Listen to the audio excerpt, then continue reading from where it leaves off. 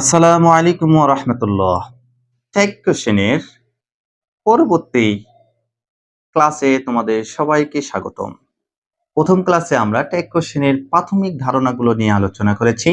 আজকের ক্লাসে আমরা টেক কোশ্চেনের 5টা মোস্ট ইম্পর্টেন্ট 5 রুলস নিয়ে আলোচনা করব। তো চলো আর কেন দেরি, আমরা শুরু করে ফেলি টেক কোশ্চেনের মোস্ট ইম্পর্টেন্ট 5টা রুলস। তো প্রথমেই কি নিয়মটা তোমাদের জন্য দেয়া আছে দেখো। প্রথমে আমি যে নিয়মটা নিয়ে এসেছি সেটা হচ্ছে ইম্পারেটিভ সেন্টেন্সের টেক কোশ্চেন তুমি কিভাবে করবা। এই ইম্পারেটিভ সেন্টেন্স জানার আগে আসো জেনে নেই ইম্পারেটিভ সেন্টেন্স কিভাবে শুরু হতে পারে। একটা নিয়ম দেখব, সাথে সাথে একটা টেক দেখব, তাহলে কত সুন্দর হয়ে যায়, তাই না? তাহলে আমরা প্রথমেই দেখতেছি কি ভার্ব দ্বারা শুরু হতে পারে। ইম্পারেটিভ সেন্টেন্স কি দ্বারা শুরু হতে পারে? ভার্ব দ্বারা শুরু হতে পারে। যেমন উদাহরণটি লক্ষ্য করো, কাম হিয়ার, এখানে এসো। তাহলে ইম্পারেটিভ সেন্টেন্স ভার্ব দ্বারা শুরু হলেই আমরা কি দিয়ে দেব? আনসার উইল, ইউ দিয়ে দেব। এবার দেখো পরবর্তীতে আহ, আরেকটি রুলস রয়েছে, ইম্পারেটিভ সেন্টেন্স ডোন্ট এবং নেভার দ্বারাও শুরু হতে পারে। ডোন্ট দ্বারা যদি শুরু হয় তাহলে দেখো ডু নট গো দেয়ার, তাহলে ডোন্ট দ্বারা যেহেতু শুরু হয়েছে আনসার হবে উইল ইউ। নেভার দ্বারাও শুরু হতে পারে, দেখো নেভার টেল আ লাই, তাহলে নেভার দ্বারা শুরু হলেও ট্যাগ কোশ্চেনের আনসারটা কি হবে? Will you. এইবার চলে আসো ইম্পারেটিভ সেন্টেন্স প্লিজ অথবা কাইন্ডলি দ্বারাও শুরু হতে পারে। প্লিজ এবং কাইন্ডলি দ্বারা শুরু হলেও আমরা আনসার দেব কি? Will you. এখানেও কাইন্ডলি দ্বারা শুরু হলে আনসার দেব কি? Will you. দেখো ইম্পারেটিভ সেন্টেন্স আরেকভাবে শুরু হতে পারে, সেটা কি? Let me, let him, let her, let them, let Shamim etcetera. এই যেটা দিয়েই স্টার্ট হোক তোমার আনসার হবে উইল ইউ। তাহলে এই বাক্যটা কি? লেট মি চেক ইট, তাহলে আনসারটা হয়ে গেল কি? Will you. আশা করি নিয়মটা বুঝেছো। একটি ব্যতিক্রম রুলস হবে, দেখো ইম্পারেটিভ সেন্টেন্সে যতগুলো রয়েছে সব ক্ষেত্রেই আমরা উইল ব্যবহার করব, শুধুমাত্র যদি দেখো যে লেটস বা লেটাস রয়েছে সেই ক্ষেত্রেই তুমি কি দিয়ে দেবা? শ্যাল উই দিয়ে দিবা। এখন দেখো যে লেটস আস বা লেটস রিসাইট দ্য হলি কোরআন, তাহলে এই বাক্যটা আনসার হয়ে গেল কি? Shall we. এখানে লেটাস কেন হয়? দেখো লেটস বা লেটাস দ্বারা ভবিষ্যতের প্রস্তাবনা বোঝায়, এই জন্য শ্যাল হয়, এবং আস এর সাবজেক্টিভ ফর্ম হচ্ছে উই, এই জন্যই আমরা এখানে ব্যবহার করি শ্যাল উই। আশা করি এই নিয়মটা বুঝেছো। তাহলে কি বুঝলাম এই নিয়ম থেকে?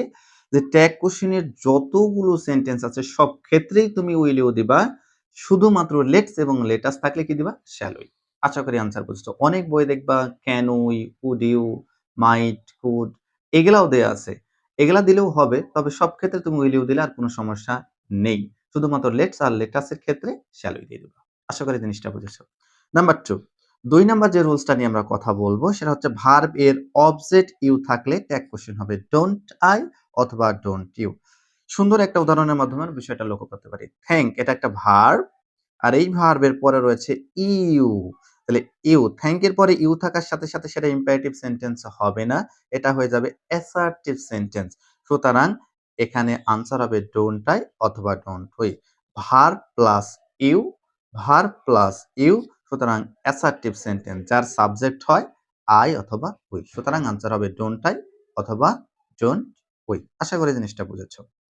3 নাম্বার একটা মোস্ট ইম্পর্টেন্ট রুলস নিয়ে আমি তোমাদের সামনে হাজির হয়েছি, এবং 3 নাম্বার রুলসটা অত্যন্ত গুরুত্বপূর্ণ। দেখো স্টেটমেন্টে যদি নাইদার দেখো, no, none, no one, nobody, nothing, সাসলি, barely, hardly, hardly ever, seldom, few, little ইত্যাদি যে সকল স্টেটমেন্টে থাকবে এই নেগেটিভ স্টেটমেন্ট হিসেবেই এগুলা ধরা হয়, আর এদের ট্যাগ হবে পজিটিভ।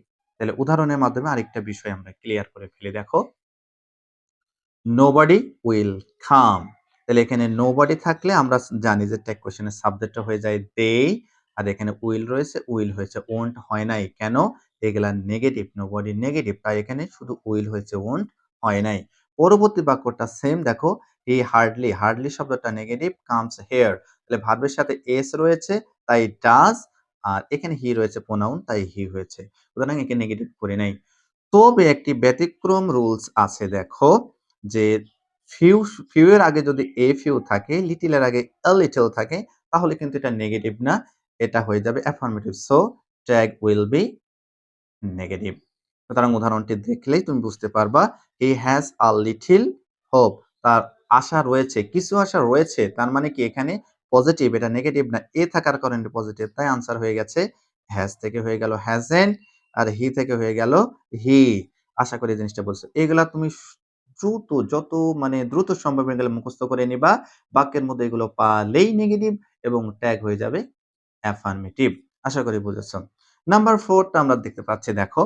এটা গুরুত্বপূর্ণ, অনেক পরীক্ষাতে এই নিয়ম থেকে আসে। যেমন everybody, everyone, somebody, someone, nobody, no one, none, anyone, anybody, neither. এই শব্দগুলো থাকলে ট্যাগ এর সাবজেক্ট বা প্রোনাউন সবসময় দেই হবে। কি হবে? দেই হবে। তাহলে আমরা উদাহরণটা লক্ষ্য করো। এভরিবডি রয়েছে। তার মানে কি এভরিবডি থাকলে কি দে হবে? আর এখানে একটু রুলস আছে দেখো, এস আছে। আমরা নরমালি জানি ভার্বের সাথে এস থাকলে কি হয়ে যায়? ডাজন্ট হয়ে যায়। কিন্তু এভরিবডি রয়েছে। এভরিবডি থাকলে ট্যাগের প্রোনাউনটা হবে দে, আর দে এর সাথে কখনো ডাজ ব্যবহার করা যাবে না। এজন্য তুমি কি ব্যবহার করবে? ডোন্ট। আশা করি বুঝেছো। পরের উদাহরণটা লক্ষ্য করো। None can escape death. কেউ মৃত্যুকে অস্বীকার করতে পারে না। নান যদি কোনো বাক্যের মধ্যে থাকে তাহলে প্রোনাউন হয়ে যাবে দে, আর যেহেতু নান নিজেই নেগেটিভ সুতরাং কান থেকে কান্ট করা যাবে না, শুধু হবে কান। তাহলে আনসার হয়ে গেল কান দে। আশা করি এটা খুবই গুরুত্বপূর্ণ নিয়ম। ৩ নাম্বার এবং ৪ নাম্বার নিয়মটা পরীক্ষার জন্য ব্যাপক ইম্পর্টেন্ট। আশা করি এই ২ টা নিয়ম পড়বা। তাহলে পরীক্ষায় অবশ্যই কমন পড়ার সম্ভাবনা রয়েছে। আজকের ক্লাসের সর্বশেষ যে রুলসটা নিয়ে কথা বলবো সেইটা হচ্ছে ৫ নাম্বার রুলস। কোন বাক্যের মধ্যে যদি দেখো নাথিং, সামথিং, এনিথিং, এভরিথিং মানে যতগুলো থিং আছে এর ট্যাগ কোয়েশ্চেন হবে ইট। তাহলে আশা করি উদাহরণটি দেখলে আমরা ক্লিয়ার হয়ে যাব। এটা হচ্ছে এভরিথিং ইজ পসিবল। দেখো এভরিথিং থাকার কারণে এখানে হয়ে গেল ইট। আর যেহেতু এটা হাবোধক তাই ইজ তাই কি হয়ে গেছে? ইজেন্ট হয়ে গেছে। আর সর্বশেষ উদাহরণটির মাধ্যমে আমরা আমাদের আজকের ক্লাসটা শেষ করব। Anything is accepted. তাহলে দেখো এখানে ইজ রয়েছে তাই ইজেন্ট, আর এনিথিং হাবোধক তাই কি হয়েছে? ইজেন্ট। আর এখানে এনিথিং থাকলে থিং থাকলেই ইট হয়ে যাবে তাই ইজেন্ট। ইট আনসার হয়ে গেল। তো আশা করি এই ৫ টা রুলস তুমি মনোযোগ সহকারে পড়বা তাহলে পরীক্ষার জন্য খুবই গুরুত্বপূর্ণ হবে। আর এই ৫ টা রুলস মনোযোগ সহকারে পড়লেই আশা করা যায় বিশেষ করে ৩ নাম্বার এবং ৪ নাম্বার রুলস সাথে রয়েছে ১ নাম্বার রুলস ইম্পারেটিভ সেন্টেন্সের খুবই গুরুত্বপূর্ণ। এই নিয়মগুলো করবা। ইনশাআল্লাহ পরবর্তী ৫ টা রুলস নিয়ে আবার হাজির হব। আ ক্লাসগুলো দেখতে থাকো। এভাবে আমি প্রায় ২০ টা রুলস আলোচনা করব।